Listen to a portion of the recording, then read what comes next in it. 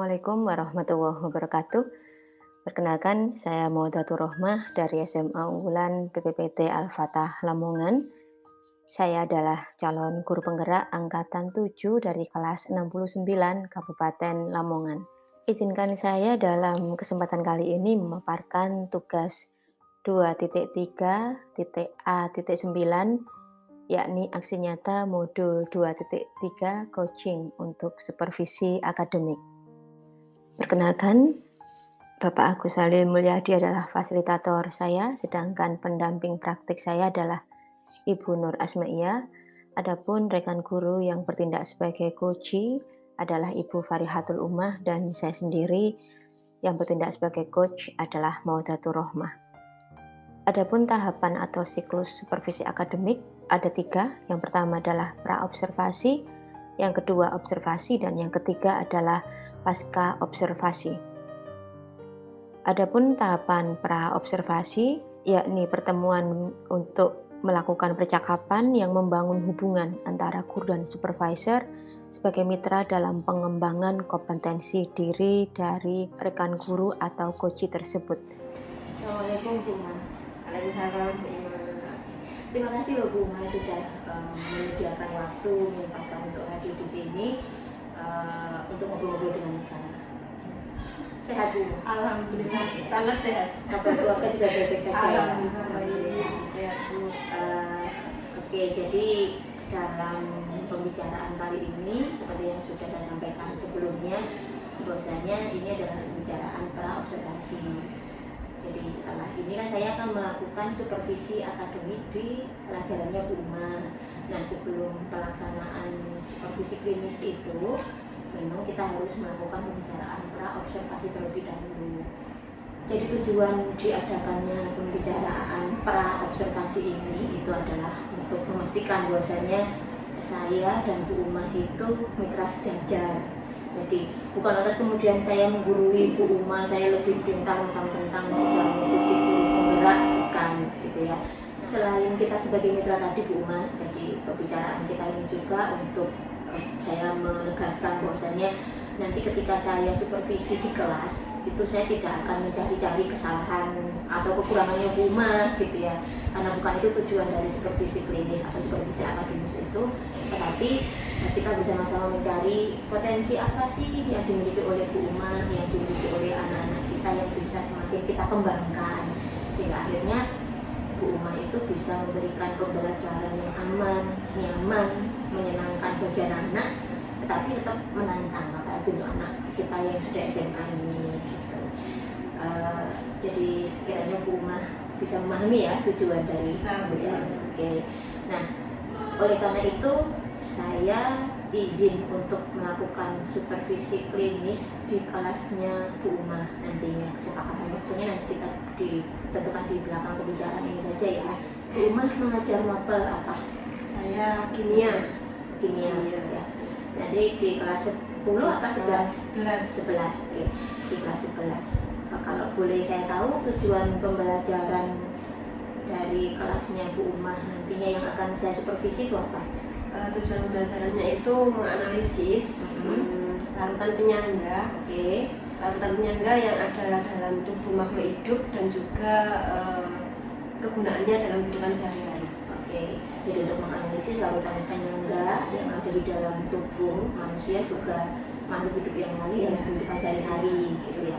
Itu jadi lebih ke arah aplikatif dari ilmunya kimia gitu ya. Oke. Itu tujuannya.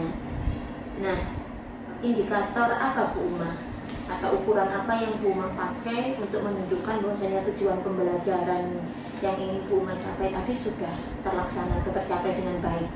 Jadi indikatornya itu siswa itu mampu menjelaskan. Misalnya di dalam tubuh itu kan ada larutan penyangganya. Nah, itu fungsinya dia larutan penyangga itu di dalam tubuh itu apa? Nah, siswa itu mampu menjelaskan. Oke, itu indikator keberhasilan dari tujuan pembelajaran tersebut sudah dicapai apa belum ya? Oke Bu Uma, ketika nanti pembelajarannya Bu Uma berlangsung itu saya ingin tahu area-area apa yang ingin Bu Uma kembangkan selama pembelajaran tersebut berlangsung agar tujuan pembelajaran bisa tercapai dengan baik. Jadi ranah pengetahuan yang ingin nanti dicapai itu untuk menganalisis fungsi larutan penyangga. Itu yang pengetahuan. Ya.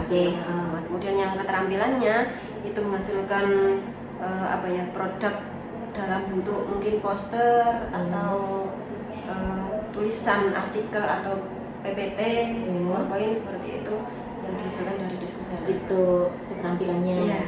Kemudian yang sikapnya ini bisa manajemen diri, kesadaran sosial, keterampilan berrelasi, dan juga pengambilan keputusan yang bertanggung jawab. Karena memang pakai diskusi ya. Diskusi. Itu tadi berarti ada 3 ranah yang Bu Uma kembangkan: pengetahuan, keterampilan, dan sikap. Selanjutnya Bu Uma, untuk mencapai tujuan pembelajaran, kemudian agar ketiga ranah tersebut bisa termaksimalkan, terkembangkan dengan baik, strategi yang Bu Uma akan gunakan apa? Baik, Ima. Jadi rencananya itu saya akan untuk pengetahuan dan keterampilannya akan melakukan pembelajaran berdiferensiasi dengan menggunakan pembelajaran grup investigasi sama dengan discovery learning. Itu strateginya. Iya, strateginya. Kemudian untuk metode pembelajarannya, pertama menggunakan ceramah interaktif, kemudian dilanjutkan dengan diskusi dan presentasi sekaligus tanya jawab. Jadi dilakukan ceramah interaktif dulu yang melakukan Bu Uma. Kemudian selanjutnya diskusi, ya. Kemudian nanti ada presentasi setelah dari diskusi, dan nanti langsung disambung dengan tanya jawab mungkin dari Jadi itu tadi untuk pengetahuan sama keterampilan, Bu. Berarti tadi untuk ranah pengetahuan dan keterampilan. Kemudian untuk sikapnya ini dengan pembelajaran sosial emosional yang berbasis mindfulness. Dengan pembelajaran sosial emosional berbasis mindfulness itu untuk sikap. Iya, untuk sikap. Siap. Bu Uma. Nah, selanjutnya ini, menurut Bu Uma nih ya, kira-kira hal apa sih yang sudah ada yang bisa membantu tercapainya tujuan pembelajaran yang Bu Uma inginkan tersebut? Jadi selama ini sudah hampir setahun ya. Ini yang sudah ada dukungannya anaknya, siswa SMA di usianya SMA itu kan pengen banget untuk mengerti terkait dengan di kehidupan dia sehari seperti itu. Kemudian motivasi belajar anak-anak tingkat anak-anak sini itu kan memang sangat relatif tinggi, Bu. Kenapa begitu, Bu? Keinginannya untuk mengejar sesuatu itu relatif tinggi gitu. Kemudian karena ya memang tujuan ke sini itu kan ingin melanjutkan perguruan tinggi favorit selanjutnya. Jadi memang kebanyakan dari mereka motivasinya itu tinggi sekali sehingga ada keinginan untuk melanjutkan ke perguruan tinggi favorit setelah lulus SMA. Itu jadi hal-hal yang sudah ada yang bisa membantu tujuan pembelajaran tercapai ya. Nah, selanjutnya dukungan apa sih yang Bu Uma perlukan agar tujuan pembelajaran yang ingin Bu Uma capai itu bisa terlaksana? Dukungannya pertama ya memang siswa yang aktif, interaktif, semangat untuk belajar, untuk menerima materi. Kemudian selanjutnya ya sarana kayaknya prima. Sarana. Jadi untuk penyampaian saat diskusi, ceramah, interaktif itu kan proyektor, kemudian ada karena nanti akan menampilkan video, rencananya seperti itu lah itu. Jadi kan harus ada soundnya, paling nggak sound kecil itu. Kemudian apalagi ya materi, LKPD mungkin bisa. Kalau laboratorium, untuk tujuan pembelajaran ini belum diperlukan ya. Bu Uma, jadi setelah saya mengetahui banyak hal ya yang nantinya akan Bu Uma rencanakan dilakukan di pembelajaran di kelas, maka saya mohon izin gitu, nanti ketika saya melakukan supervisi klinis itu saya akan mencatat beberapa hal-hal penting, utamanya adalah di ranah aspek-aspek yang ingin Bu Uma kembangkan tadi itu. Terus juga mungkin ada hal penting lainnya lah yang menurut saya memang penting untuk dicatat. Saya izin mencatat ya. Nah, Bu Uma, terus kira-kira kapan saya bisa hadir di kelasnya Bu Uma ini supervisinya ini? Hari ini bisa. Hari ini karena nanti okay. kayaknya nanti jam 2 jam terakhir saya ada jam di kelas 11 dulu. Oh, 2 jam terakhir ya, lumayan menantang 2 jam terakhir. Oke, Jam panas-panasnya. Oke, jadi setelah ini saya bergabung dengan Bu Uma di kelas berapa Bu Uma? 11 MIPA 2. Oke. Terus ada satu lagi Bu Uma. Nanti setelah saya supervisi itu kan masih ada tindak lanjutnya, yakni percakapan pasca observasi. Nah, ini kapan kira-kira? Intinya tuh yang penting jangan lama-lama lah biar kita nggak lupa gitu ya apa yang kita alami dan kita temukan di kelas. Kira-kira kapan Bu Uma? Kalau hari Rabu besok. Rabu besok. Oke, Rabu. Kira-kira jam berapa Bu Uma? Jam 9 boleh Bu. Oke, jam 9. Ya, jadi Rabu jam 9 waktu Indonesia Barat kita melakukan percakapan pasca observasi. Oke, saya kira cukup seperti itu Bu Uma, atau mungkin ada yang ingin ditanyakan? Cukup. Cukup Bu ya. Oke, terima kasih banyak sebelumnya ya sudah diizinkan nanti untuk masuk ke kelas. Mohon maaf sudah mengganggu waktunya. Terima kasih. Ini adalah lembar catatan percakapan praobservasi yang kami lakukan antara saya dengan Ibu Farihatul Ummah.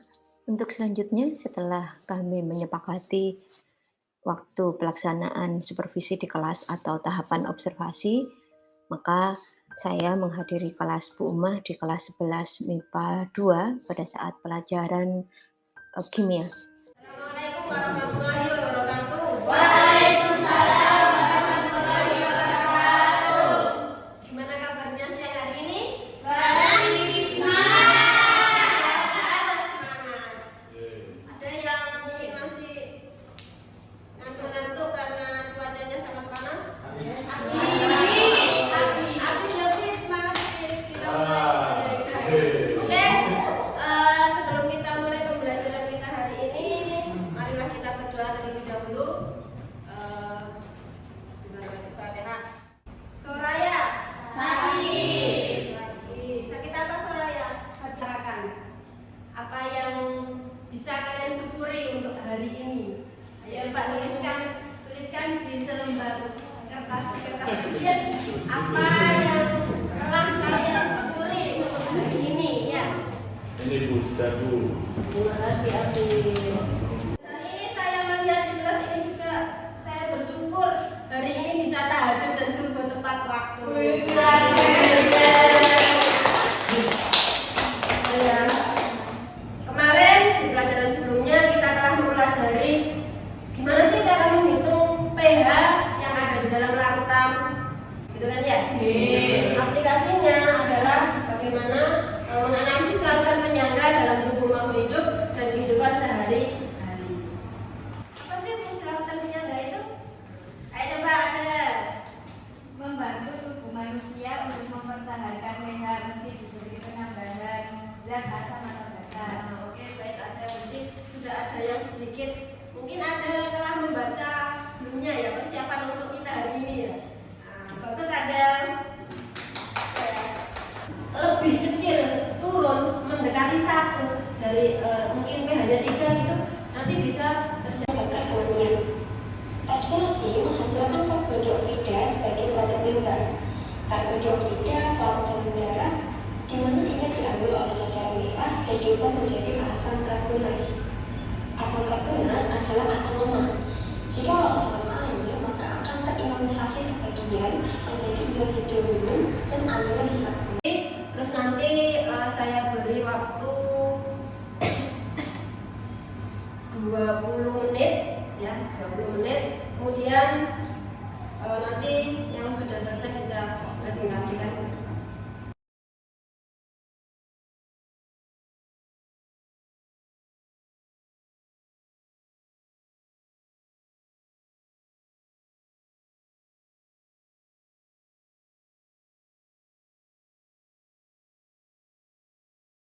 Manusia dalam keadaan normal mempunyai pH sebesar 7,4 yang dipertahankan pH-nya oleh 3 sistem buffer atau penyangga, yaitu penyangga karbonat, penyangga fosfat, dan penyangga hemoglobin. Apabila terjadi penambahan asam pada sistem penyangga dalam tubuh, maka pH larutan akan mendekati ke angka 1. Maka dapat kita simpulkan bahwa larutan penyangga sendiri adalah suatu larutan baik di dalam tubuh, baik di dalam. Langsung disampaikan saja barangkali untuk pembelajaran selanjutnya enaknya gimana? Untuk pembelajaran kita selanjutnya yaitu mengenai kelarutan dan hasil kali kelarutan. Misalnya ada, kita tutup pembelajaran kita hari ini dengan bacaan hamdalah bersama-sama. Oke, saya akhiri. Selamat beristirahat di pondok. Akhiri, assalamualaikum warahmatullahi wabarakatuh. Dari pembelajaran yang saya supervisi, maka saya kemudian lantas melakukan pengisian lembar observasi pembelajaran di kelasnya Bu Farihatul Ummah dengan hasil sebagai berikut. Setelah tahap supervisi atau tahap observasi di kelas, maka kami melanjutkan pada tahapan yang terakhir, yakni tahapan pasca observasi. Pada tahapan pasca observasi ini berisi percakapan antara supervisor, dalam hal ini adalah saya, dan guru terkait yakni Bu Farihatul Ummah tentang hasil dari data observasi yang sudah saya lakukan. Lantas kami juga melakukan analisis data, kami juga melaksanakan umpan balik dan juga rencana pengembangan kompetensi dari Ibu Farihatul Ummah beserta dengan murid-murid kami. Adapun proses percakapan dalam tahapan pasca observasi ini bersikap reflektif dan bertujuan untuk perbaikan ke depan. Assalamualaikum Bu Ummah. Selamat pagi. Pagi. Sehat ya? Sehat. Bisa luar biasa. Jadi gini Bu Ummah, sesuai dengan kesepakatan kita kemarin itu bahwasannya hari ini kita akan melakukan percakapan pasca observasi dari supervisi akademik yang sudah saya lakukan di kelasnya Bu Ummah, di kelas 11 MIPA 2. Oke. Jadi seperti yang sudah saya sampaikan sebelumnya Bu Ummah, bahwasanya kita adalah mitra. Maka kemudian saya sebagai supervisor itu yang lebih tahu, yang lebih mampu bisa. Nah, dalam pertemuan ini kita akan membicarakan tentang data-data yang kita peroleh dari supervisi yang saya lakukan kemarin. Nah, dari data itu nanti kita mencari apa yang bisa kita kembangkan, bisa Bu Ummah kembangkan dari apa yang data yang saya sampaikan nantinya. Oke, jadi setelah kemarin Bu Ummah melakukan pembelajaran yang saya supervisi itu, lantas kira-kira selama pembelajaran yang sudah berlangsung di kelas 11 MIPA 2 kemarin itu apa sih yang Bu Ummah rasakan? Yang pasti senang Bu Ummah. Jadi senang, tambah semangat karena nyaman gitu di kelas. Saat memberikan materi itu anak-anak juga antusias, semangat. Jadi kadang kan memang kita semangat tapi anak-anak ada yang agak ngantuk kayak gitu, nggak semangat. Apalagi jam siang kan kemarin itu Jam terakhir ya, jam terakhir jam 12 itu. Nah itu anak-anak terkondisi gitu. Jadi saya merasa lebih nyaman, senang, tambah semangat gitu. Oke. Nah, lantas kalau boleh tahu ini refleksi Bu Ummah dari pembelajaran yang sudah Bu Ummah lakukan kemarin seperti apa? Dari pembelajaran yang kemarin saya laksanakan itu tahapan-tahapannya sudah terlaksana dengan baik. Kemudian saya juga menambahkan mindfulness di awal pembelajaran, sebelum kita mulai pembelajaran itu juga sudah terlaksana. Itu sih Bu. Oke, jadi secara garis besar tahapan-tahapan dalam proses pembelajaran sudah berjalan dengan baik. Terus Bu Ummah juga sudah mencoba menerapkan mindfulness ya untuk pembelajaran sosial emosional. Oke. Terus kira-kira ide apa yang muncul dari pengalaman Bu Ummah dalam mengimplementasikan pembelajaran berdiferensiasi dan juga pembelajaran sosial emosional yang sudah dilaksanakan kemarin itu? Intinya apa ya? Jadi untuk sikapnya mindfulness itu saya pengen mencoba dari apa yang disampaikan anak-anak itu, anak-anak sendiri yang mengomentari, memberikan masukan gitu. Jadi apa yang sudah dia rasakan itu anak-anak sendiri yang mengomentari gitu. Kalau kemarin kan masih saya yang memberikan alhamdulillah, kita masih bersyukur seperti ini. Memberikan responnya itu dari anak-anak, mencoba seperti itu. Untuk yang berdiferensiasi bagus. Ya, sudah Bagus karena memang mungkin ya pengelompokannya, kalau dulu kan saya mengelompokannya berdasarkan kayak tutor sebaya. Karena adanya berdiferensiasi ini berdasarkan kesiapan belajar. Jadi dulu sebelumnya rata-rata rumah kayaknya seperti tutor. Jadi ada 1 atau 2 yang memang menonjol, kemudian anggota kelompok sisanya itu yang memang tadi harus didampingi teman-temannya. Oke Bu, terima kasih. Setelah ini saya akan mengungkapkan data-data yang saya peroleh ketika saya melakukan supervisi di kelasnya Bu Uma kemarin itu ya.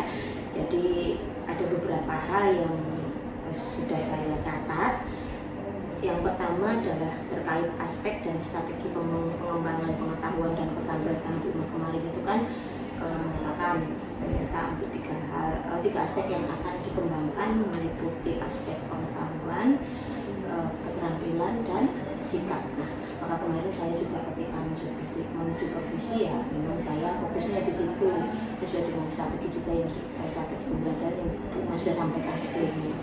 Jadi pada aspek dan strategi pengembangan untuk ranah pengetahuan dan keterampilan, dengan Bu Uma menggunakan strategi pembelajaran berdiferensiasi, menggunakan model pembelajaran group investigation dan discovery learning dengan metode pembelajarannya ceramah interaktif, diskusi, presentasi dan tanya jawab. Itu saya sudah menemukan atau melihat semuanya ada di dalam kelasnya Bu Uma. Nah, di catatan pengamatan saya itu pembelajaran berdiferensiasi sudah nampak Bu Uma lakukan. Sudah terlihat adanya diferensiasi konten, kemarin ada video, kemudian ada tulisan gitu ya, ada tulisan, artikel, kemudian ada juga terlihat sudah diferensiasi proses. Jadi kemarin saya melihat Bu Uma mengelompokkan anak-anak berdasarkan kesiapan belajar, kemudian Bu Uma membagi perhatiannya kepada semua kelompok, tetapi memang lebih banyak pendampingan pada kelompok yang kesiapan belajarnya kurang atau masih rendah dan sedang, baru kemudian memang ada kelompok yang memang kesiapan belajarnya sudah tinggi. Itu Bu Uma tidak terlalu sering mendampingi karena memang mereka sudah relatif mampu mencapai tujuan pembelajaran ya. Jadi diferensi prosesnya sudah terlihat. Diferensiasi produk juga kalau di RPP, kemudian juga Bu Uma sudah menyampaikan mempersilakan anak-anak untuk membuat produk poster, PowerPoint, terus apalagi tetapi langsung ya, tapi mungkin karena belum keterbatasan waktu ya mungkin biasanya, atau anak-anak juga mungkin nyari simpelnya sehingga kemarin semuanya hanya dalam bentuk kata-kata ya. Tapi nggak masalah, berarti kan memang anak-anak nyaman dengan itu gitu kan. Yang penting Bu Uma sudah memberikan pilihan. Lantas Bu Uma juga sudah memberikan umpan balik positif kepada murid. Yang murid selesai berpendapat, kemudian menjawab atau bertanya dengan memberikan respon-respon positif gitu, sehingga mungkin akan memberikan semangat pada anak-anak. Lantas ceramah interaktif di awal kegiatan inti untuk memberikan pertanyaan pemantik pada anak-anak juga sudah bagus. Lantas selama proses group investigation berjalan, seperti yang sampaikan tadi, Bu Uma sudah mendampingi setiap kelompok dengan porsi pendampingan yang sesuai dengan kesiapan belajar dari kelompok tersebut. Lantas presentasi dan tanya jawab juga sudah terkondisi dengan baik.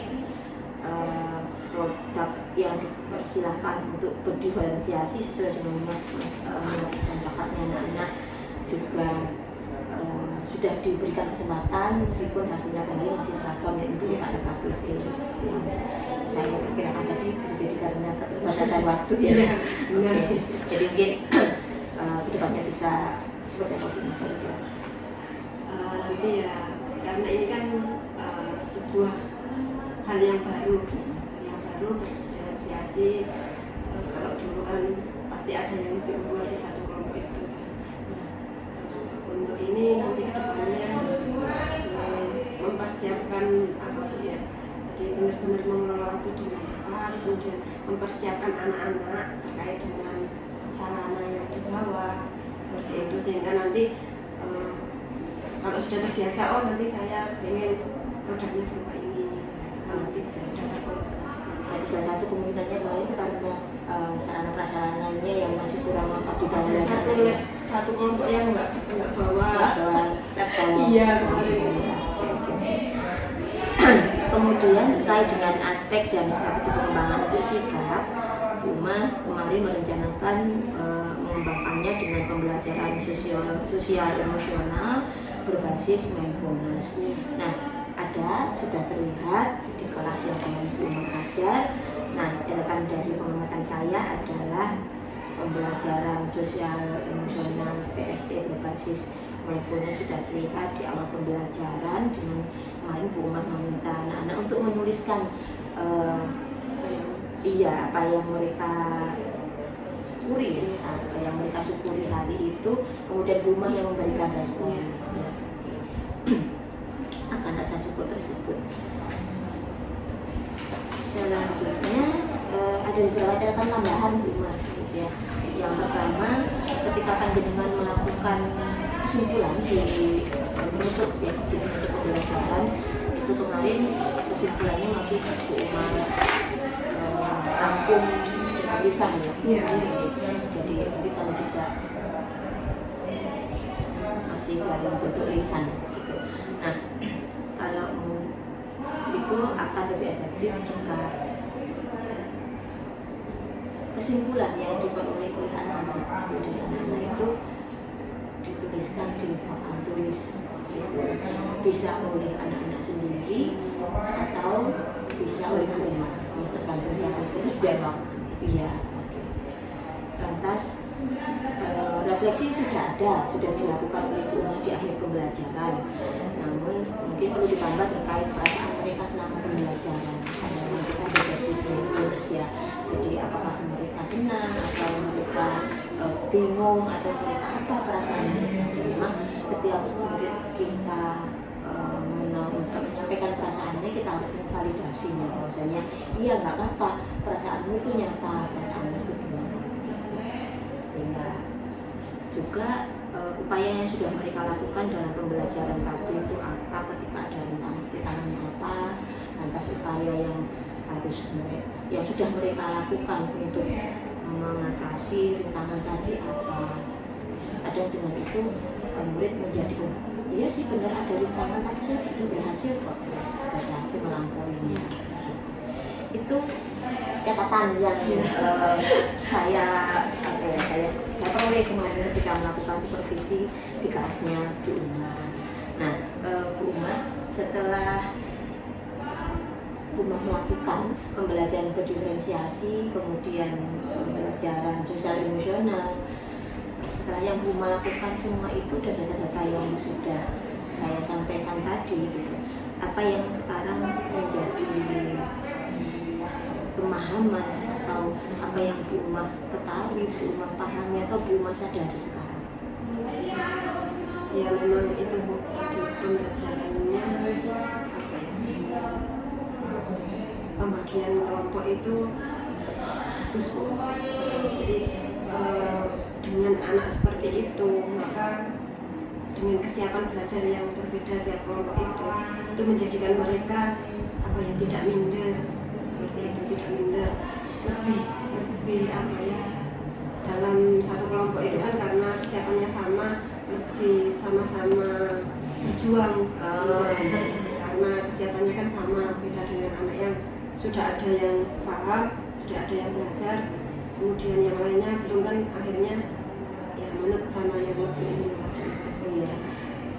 Pengennya ya mencoba dalam beberapa pertemuan untuk metode tersebut. Oke Bu Uma. Kemudian lantas dari hal yang Bu Uma sadari tadi itu ya, utamanya adalah bahwasanya ternyata dengan mengelompokkan anak-anak berdasarkan kesehatan belajar itu kelas menjadi lebih menyenangkan, lebih semangat gitu ya. Maka selanjutnya yang ingin Bu Uma lakukan ke depan itu apa? Itu Bu, mencoba untuk beberapa kali menggunakan metode yang bagaimana? yang mengelompokkan anak-anak berdasarkan Asosiasi siapa belajar gitu. Dan mencoba untuk lebih menyiapkan anak-anak dan juga sarananya agar diferensiasi Iya. produknya lebih beragam lagi. yang lebih nampak ya. Oke. Nah, lantas dari percakapan kita ini Bu Uma ya, kira-kira yang Bu Uma peroleh itu apa sih? Pembelajaran yang menyenangkan Bu. Oke. Iya, karena ya lebih baik kan akhirnya, anak-anak juga lebih nyaman, saya sendiri sebenarnya juga lebih nyaman dengan adanya pembelajaran seperti ini berdiferensiasi. Kalau dulu saya hanya ceramah sebelumnya, karena anak-anak memang kayak kimia Bu, kimia sukanya itu ya dijelaskan gitu ya. Kemudian kemarin beberapa kali saya coba seperti ini, mampu meskipun dengan pembimbingan yang lebih intens lagi. Jadi itu kan membuat saya, oh anak ini ternyata seperti ini gitu. Ternyata bisa kalau Iya gitu. Nah, lebih senang anak-anak juga. Saya melihat anak-anak semangat juga, nyaman. Hati guru itu senang ya. Oke. Lantas Bu Uma, apa yang akan Bu Uma lakukan dalam rangka memperbaiki diri di masa yang akan datang selanjutnya lah intinya Bu Uma, dari data yang kita peroleh tadi, kemudian dari perasaan Bu Uma yang ketika dengan melakukan pembelajaran berdiferensiasi dan PSE, dari suasana kelas yang berhasil Bu Uma tangkap setelah melaksanakannya, itu rencana ke depannya Bu Uma apa? Setelah dari hasil supervisi ini Bu ya, pengennya ya ingin lebih lagi menerapkan diferensiasi. Oke. Kalau begitu, bagaimana kalau sekitar sebulanan lagi nih kita ngobrol lagi gitu ya, jadi kita melakukan percakapan kalibrasi lah kita untuk mengetahui sejauh mana penerapan pembelajaran diferensiasi yang Bu Uma lakukan itu berkembang gitu ya, sejauh mana sesuai dengan yang idealnya belajar berdiferensiasi. Jadi sebulan lagi boleh Senang sekali. semangat. Terima kasih. Jadi bulan lagi kita, kalau untuk harinya jamnya kita janjian lebih lanjut saja ya. Bisa dulu. Oke. Terima kasih banyak Bu Uma. Sama-sama. Semoga yang kita bicarakan ini memberikan manfaat, kebaikan baik bagi kita semua untuk bisa memberikan pembelajaran yang aman, nyaman, menyenangkan, tetapi harus tetap menantang bagi anak-anak itu, apalagi anak-anak kita menurut SMA ya. Tantangan itu bagian dari kehidupan sehari-hari mereka. Kalau enggak, mereka akan nyari tantangan yang lain seperti itu. Mohon maaf banyak atas segala kekurangan saya, baik kemarin observasi, kemudian sampai sekarang. Sama-sama. Terima kasih juga loh Bu Ima. Iya. Ilmu baru. Assalamualaikum. Dari percakapan pasca observasi ini dihasilkan catatan-catatan sebagai berikut ini. Adapun untuk lembar rencana pengembangan diri ada meliputi adalah aspek pengembangan pada pengetahuan, kemudian keterampilan dan juga pada sikap. Adapun refleksi diri yang saya lakukan terkait dengan latihan coaching dalam hal supervisi akademik ini adalah sebagaimana berikut. Demikian yang bisa saya sampaikan. Mohon maaf atas segala kekurangan dan kesalahan saya. Terima kasih. Assalamualaikum warahmatullahi wabarakatuh.